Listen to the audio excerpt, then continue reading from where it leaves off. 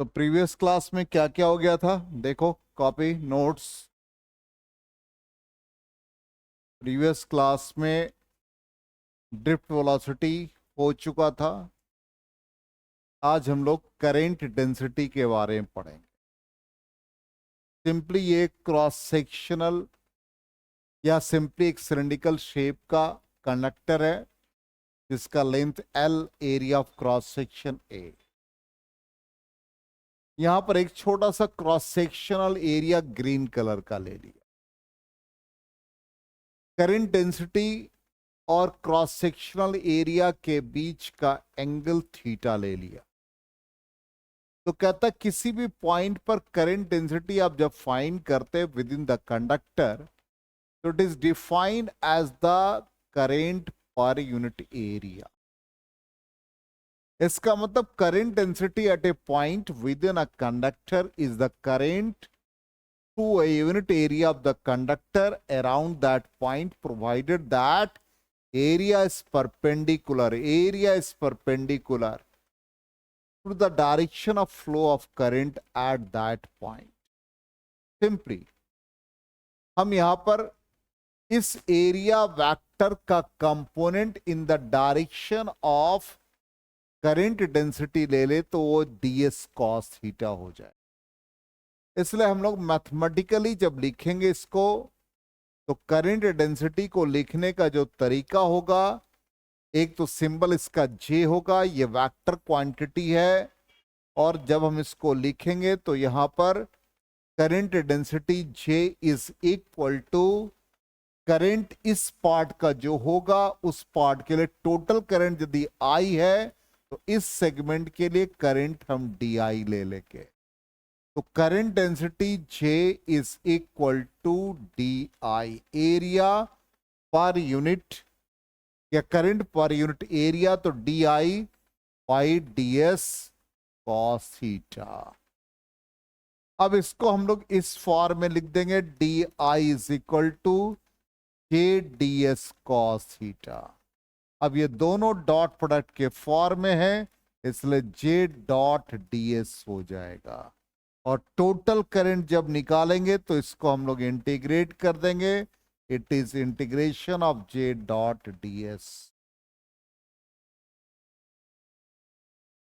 और ये vector dot vector क्या देगा, स्केलर दे देगा। और यदि हम लोग सिंपल ऐसे लिखना चाहें तो current density is equal to current per unit area. यदि इस पूरे पार्ट में करंट I का फ्लो हो रहा है और ये पूरा एरिया A है, तो करंट पर यूनिट एरिया। और इस सेगमेंट के लिए करंट डेंसिटी निकाल रहे तो ऐसे लिख देंगे, अभी जस्ट बताया। ये क्या हो गया भाई, DI लिख देंगे, और DI divided by small current, यहां पर DI मान लिया, मतलब करंट का छोटा सा पार्ट, ठीक। और यहां पर एरिया क्या बन गया, DS cos थीटा। DS का component in the direction of flow of या in the direction of current density.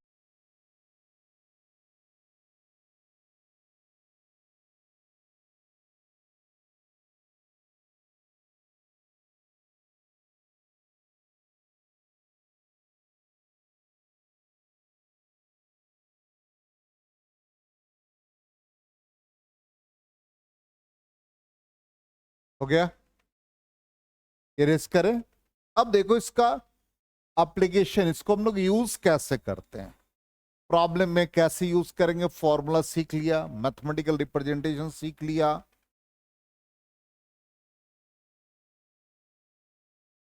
अब यहां पर एक तो हम लोग इसको यूज करेंगे ड्रिफ्ट वेलोसिटी के टर्म। तो हम लोगों ने प्रीवियस क्लास में सीख रखा ड्रिफ्ट वेलोसिटी और करंट में रिलेशन। तो current density is equal to current per unit area.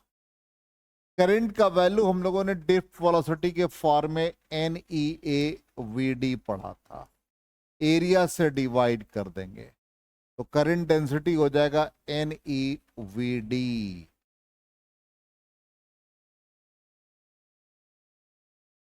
यही हमने लिखा यहां पर NEVD।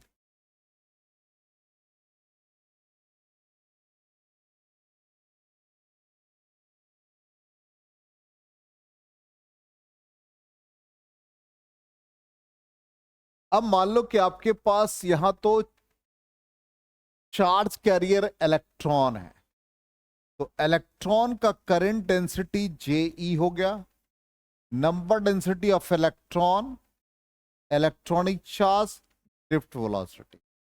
मान लो होल होता तो JH, NH number density of hole, ठीक, और होल पॉजिटिव चार्ज कैरियर की तरह है, इसलिए उसका चार्ज इलेक्ट्रॉन के चार्ज के इक्वल, और ड्रिफ्ट वेलोसिटी ऐसे लिख देते हैं। इसका मतलब टोटल करंट डेंसिटी निकालेंगे तो करंट डेंसिटी इलेक्ट्रॉन का और करंट डेंसिटी होल का ऐड हो जाए।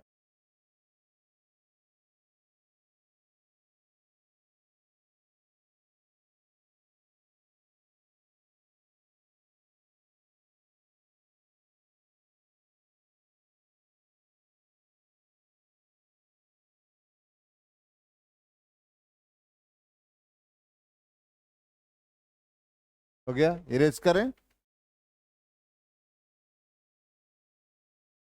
अब जैसे यहां पर ये क्वेश्चन है, एक क्वेश्चन फॉर्म में ही समझो, ये कंडक्टर का ये पार्ट, यहां का एरिया अलग, यहां का एरिया अलग, करंट का फ्लो हो गया, तो यहां का करंट डेंसिटी और यहां का करंट डेंसिटी डिफरेंट होगा। क्यों?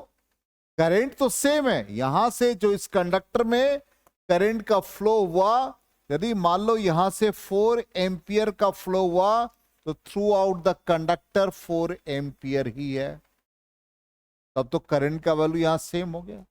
लेकिन यहां का क्रॉस सेक्शनल एरिया अलग है, यहां का सरफ क्रॉस सेक्शनल एरिया या जिससे करंट का फ्लो हो रहा है वो सेगमेंट S1 और ये S2, इसलिए यहां का जो करंट डेंसिटी हम लोग लिख रहे हैं J1 करंट का वैल्यू I और सरफेस एरिया S1, यहां का current density J2 current by surface area.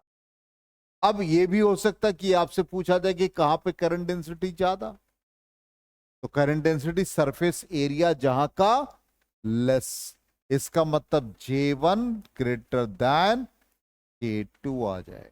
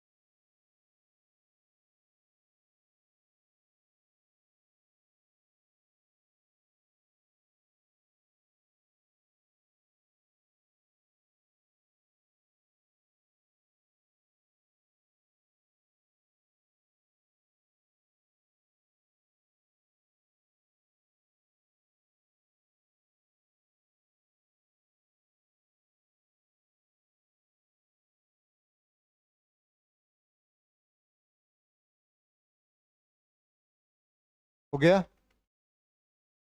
Note कर लिया।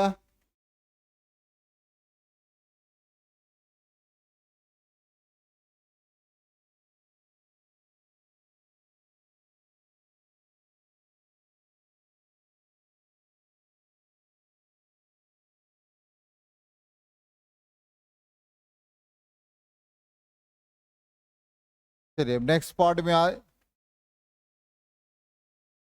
मोबिलिटी। मोबिलिटी किसी चार्ज कैरियर का हम लोग निकालते हैं, तो मोबिलिटी को हम लोग डिफाइन करते हैं drift velocity per unit electric field. तो मोबिलिटी चार्ज कैरियर का, जैसे इलेक्ट्रॉन, होल, ये सब चार्ज कैरियर है, तो कहता है mobility of a charge carrier is defined as the ratio of magnitude of drift velocity and electric field. ठीक। तो drift velocity per unit electric field को मोबिलिटी कहते हैं। तो म्यू से रिप्रेजेंट करते हैं, म्यू हो गया drift mobility, V D drift velocity, E electric field. ये पॉजिटिव क्वांटिटी होता है और ये डिपेंड करता है nature of the charge carrier. Electron का मोबिलिटी अलग होगा, होल का मोबिलिटी अलग होगा। ठीक, इस पर डिपेंड करता है। अब जैसे इलेक्ट्रॉन का मोबिलिटी यहां पर लिखा है, तो drift velocity by electric field, drift velocity का वैल्यू ऑलरेडी हम जान रहे हैं। तो मोबिलिटी हम लोगों ने जो फॉर्मूला लिखा, drift velocity per unit electric. अब ड्रिफ्ट वेलोसिटी को हम लोगों ने इलेक्ट्रिक फील्ड के फॉर्म में लिखा था, ई बाई एम इंटू टाउ, याद होगा। तो यहां पर ड्रिफ्ट वेलोसिटी का वैल्यू लिख दोगे, E by M into tau divide by E cut जाएगा, तो ई टाउ बाई एम हो जाएगा। ये मोबिलिटी हो गया। अब इलेक्ट्रॉन के लिए हम लिख रहे हैं तो इसी फॉर्म में लिखेंगे, क्योंकि यदि दो चार्ज कैरियर लेते हैं, इलेक्ट्रॉन लेते हैं, तो इलेक्ट्रॉनिक चार्ज और मास ऑफ इलेक्ट्रॉन। होल का लिखेंगे तो मास ऑफ इलेक्ट्रॉन और mass of hole almost same, charge भी सेम। चार्ज इसका पॉजिटिव होता है, पॉजिटिव चार्ज कैरियर की तरह बिहेव करता है। तो ई टाउ बाई एम, दोनों का मोबिलिटी इसी फॉर्म में लिखा जाएगा।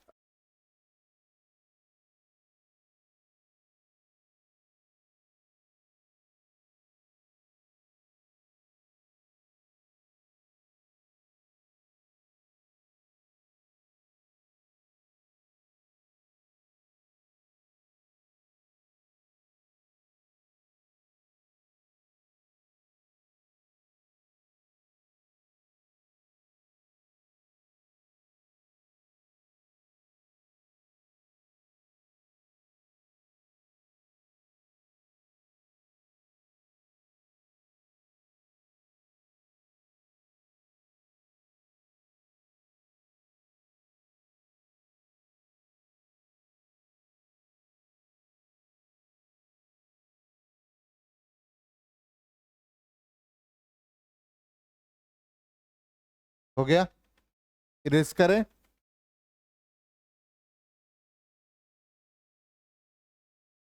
अब यहां पर देखो, करंट डेंसिटी के टर्म में मोबिलिटी लिखा गया।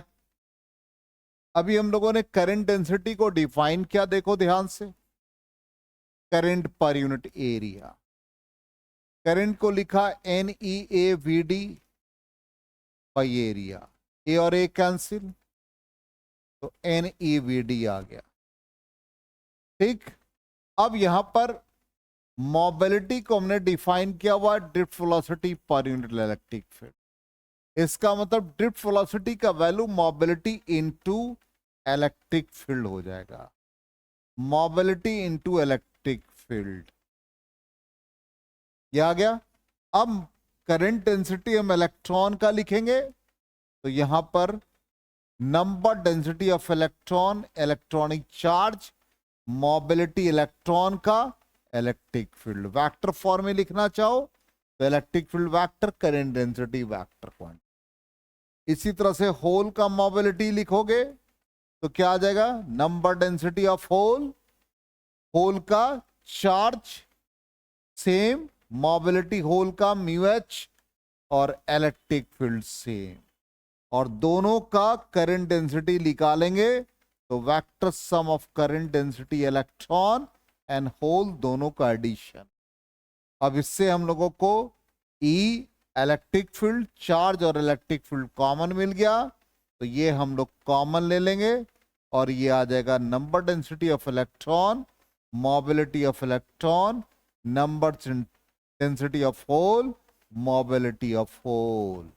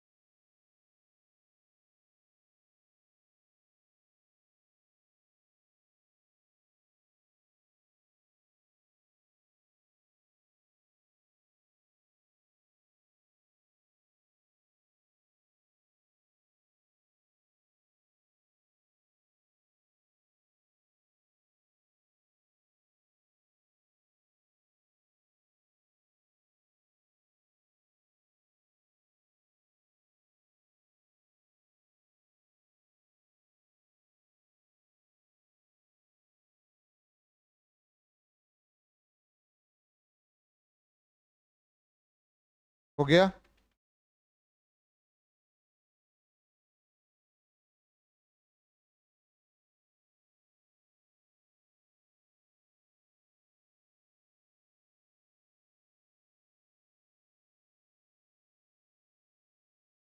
चलो अब आ जाओ नेक्स्ट। देखो ये सारा जितना भी हम लोगों ने पढ़ा फॉर्मूला सबको एक जगह लिख दिया। Current density, mobility, electron hole current density, mobility के टर्म में, करंट डेंसिटी मोबिलिटी के टर्म में, और टोटल करंट डेंसिटी। अब देखिए क्वेश्चन कैसा रहता है। इसी तरह का क्वेश्चन आपको बोर्ड पैटर्न में मिलता है।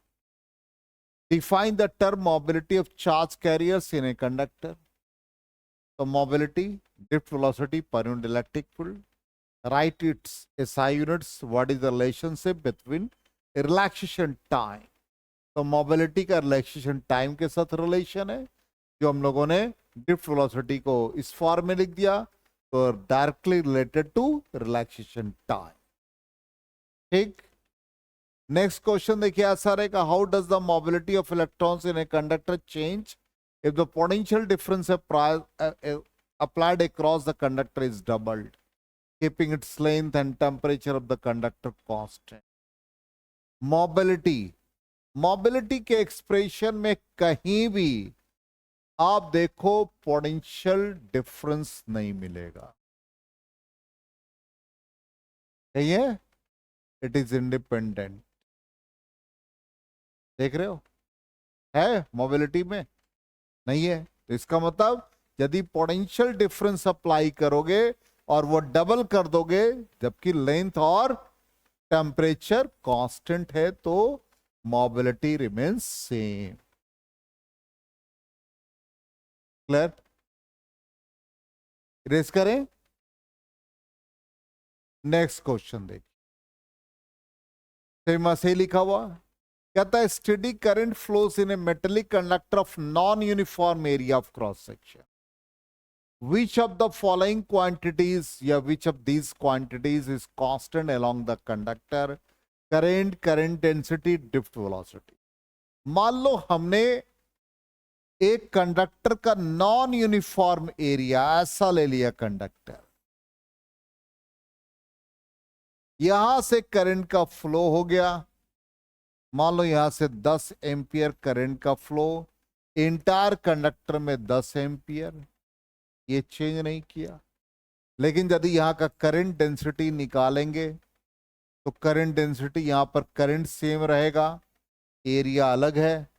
यहां का करंट डेंसिटी निकालोगे तो करंट सेम है, एरिया डिफरेंट, इसलिए करंट डेंसिटी अलग अलग हो गया। ठीक। और प्रीवियस क्लास में बताया था, electric field inversely related to square of the distance. इसका मतलब यहां का इलेक्ट्रिक फील्ड अलग, यहां का इलेक्ट्रिक फील्ड अलग। तो मोबिलिटी क्या है भाई, म्यू बराबर drift velocity per unit electric field, इसलिए मोबिलिटी भी चेंज कर गया। ठीक। तो मोबिलिटी चेंज करेगा तो ड्रिफ्ट वेलोसिटी भी चेंज कर गया। क्लियर? तो कौन सा क्वांटिटी रह गया सेम? करेंट। देखो कहीं भी चेंज नहीं हुआ, इसलिए आंसर क्या आ जाएगा? करेंट। आ गया समझ में?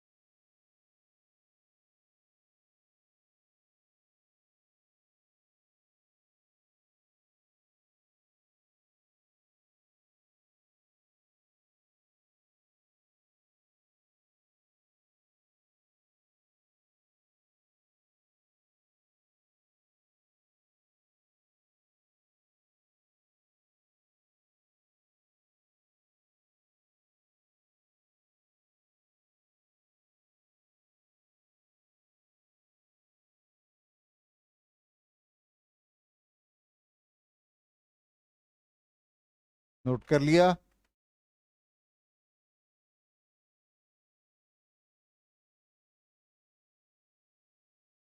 तो करंट हमारा सेम हो गया। अब देखिए ऐसा question, define the term drift velocity of electrons in a conductor. Define कर लिया। Obtain the relationship between current density, अभी पढ़ा है, और ड्रिफ्ट वेलोसिटी। नेक्स्ट क्वेश्चन, कहता draw the graph between mobility and electric field. Mobility और electric field के बीच कैसा ग्राफ बनेगा, देख करके बताओ। मोबिलिटी का ये एक्सप्रेशन,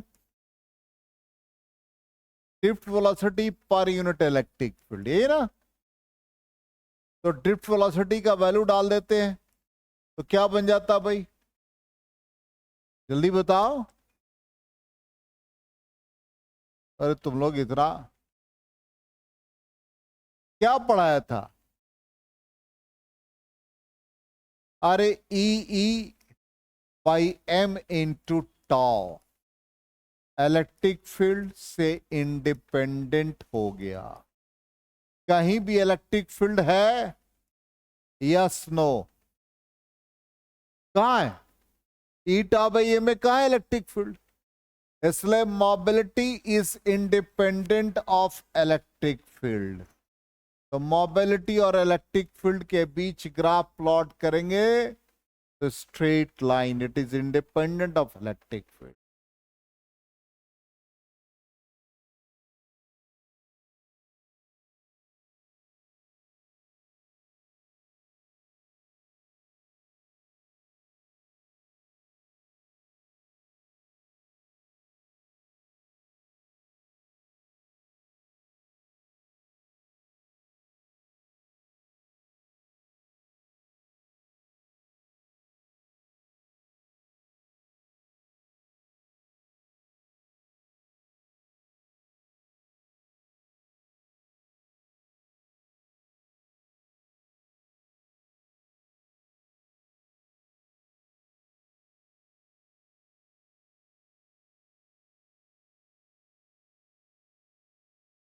हो गया?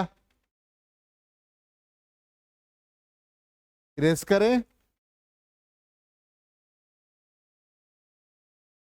देखो ऐसा ही आ गया। क्लियर? आज रहने देते, उन लोग का भी छूटेगा धीरे धीरे, थोड़ा कम ही, लेकिन डेली क्लास होगी। और कल ओम्स लॉ स्टार्ट करेंगे। इधर वाला पार्ट हो गया, नेक्स्ट पार्ट ओम्स लॉ।